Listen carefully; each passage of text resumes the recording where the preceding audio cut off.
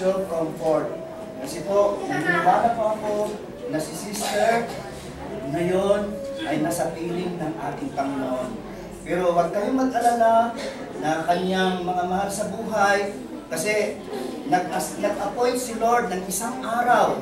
Sabi niya, let not your heart be troubled.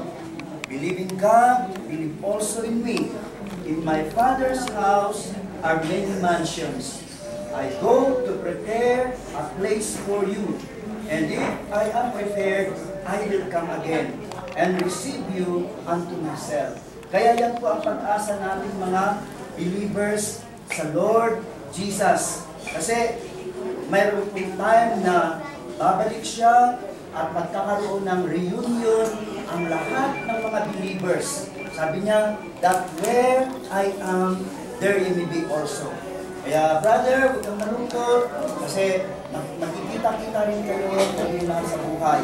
Kayong mga anak niya, mga apo, huwag kayong malungkot na nawala ang inyong mahal na lola, na mama, kasi ito po yung may time na talagang ang promise ni Lord, mayroong reunion ang mga Christians. Kaya doon po tayo magkikita-kita sa Kingdom of God.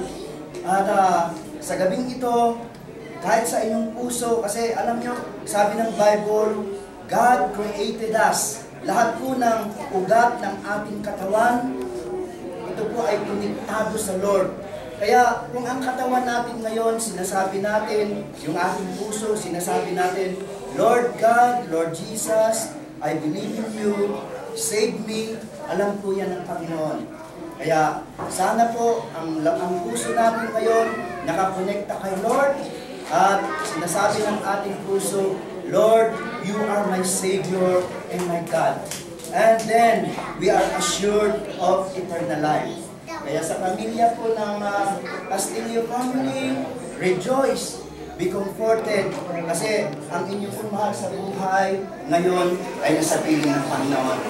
At alam ko na ang desire niya na pagdating ng araw na magkakaroon tayo ng reunion sa harapan ng Panginoon, doon tayo makikita sa harapan ng ating Panginoon. God bless you, brother, mga kapatid.